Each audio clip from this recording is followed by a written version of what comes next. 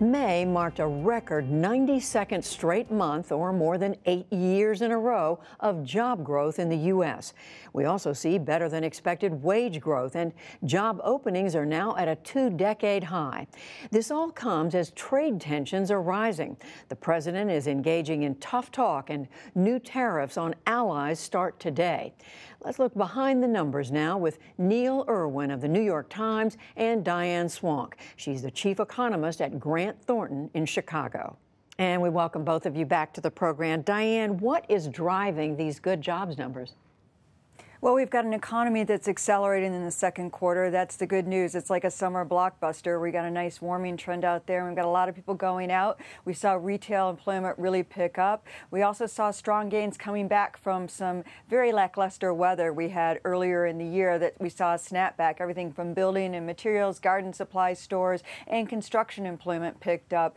We really saw those specialty contractors pick up as well. So it was a really nice, solid jobs report with broad-based gains in things like manufacturing, most notably machinery. This is an area that's really important because it reflects an investment trend in the U.S. economy that's been absent much of the expansion. Unfortunately, things like machinery and mining that also picked up this month are also most subject to the tariffs that we see on the horizon.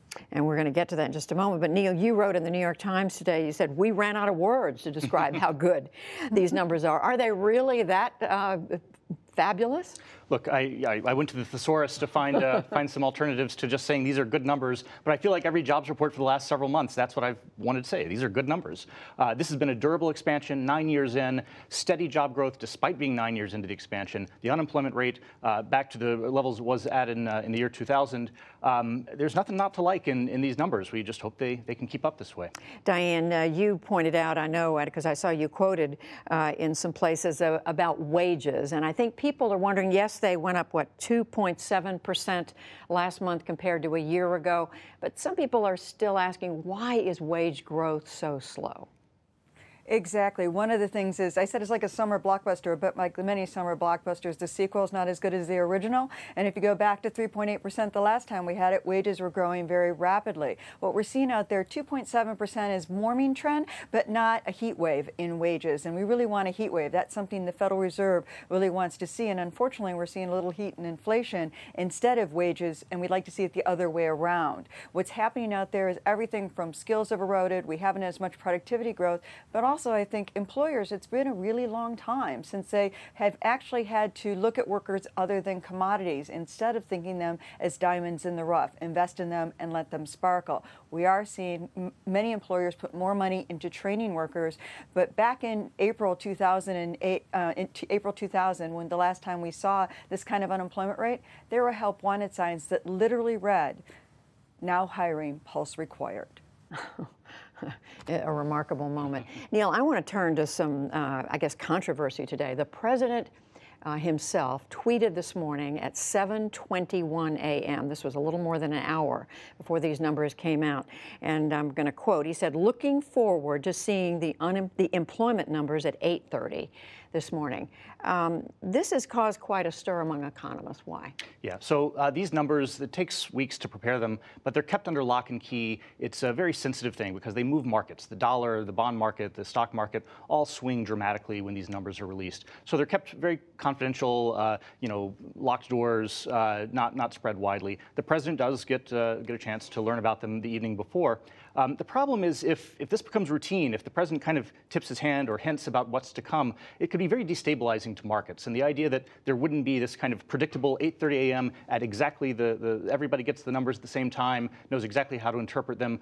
We want that predictability, especially if we find ourselves in a crisis, a recession, when these numbers really markets turn on every decimal point. Diane, there are even some critics out there who are saying the president broke the law when he did this. So what is the rule?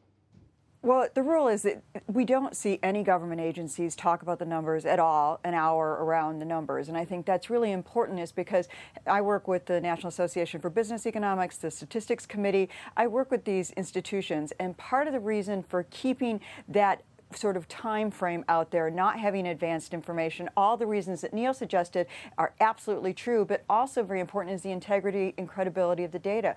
the data gets politicized once it comes out. There's just, no matter who's going to be running, if it's a bad number, people are running against that person. They're going to talk about the bad number. If it's a good number, they're going to tout it's a good number and take credit for it. It gets politicized. But to feed this idea that the data is somehow influenced by an administration, any administration, is something you want to really stay away from. So the credibility and integrity of the data and the institutions that produce it are also coming under question when this is done. And I think that's incredibly important because we already see all these conspiracy theories. And I'll tell you, I spent a lot of time with these statisticians. Right. You got to drink when you're with them because they're really that nerdy. Neil, I do want to come back to trade, and that is, we've been hearing, yes, there are going to be tariffs, no, there aren't, or they're going to be here and there. And yesterday, the administration now has imposed tariffs on American allies, on European Union, Canada, Mexico, aluminum and steel. What does that represent, actually? Look, what's worrying about these tariffs is not the direct economic effects. Steel and aluminum imports aren't that high relative to the entire economy. It's what it signals about the U.S. trade policy and U.S. as a place to do business. The administration's flirting with trade wars on multiple frontiers all at once, with Europe, with Canada and Mexico, with China, with Japan and Korea. It's hard to go to war with the entire world at one time. And this lack of predictability of, what is American trade policy going to look like? What is the business environment? Is very risky and damaging for businesses that have to expand and think about things for the long run. You wrote today, Neil, that it's the unpredictability of it that in the long run can do more damage than the tariffs themselves. Exactly. We don't know what the regime is going to be in 5 years around trade with Mexico and Canada or the European Union, and that's not something you would have said at any point in the last 50 years. And so it's a difficult moment for businesses. So much to follow today. Neil Irwin of the New York Times, Diane Swonk of Grant Thornton. Thank you both.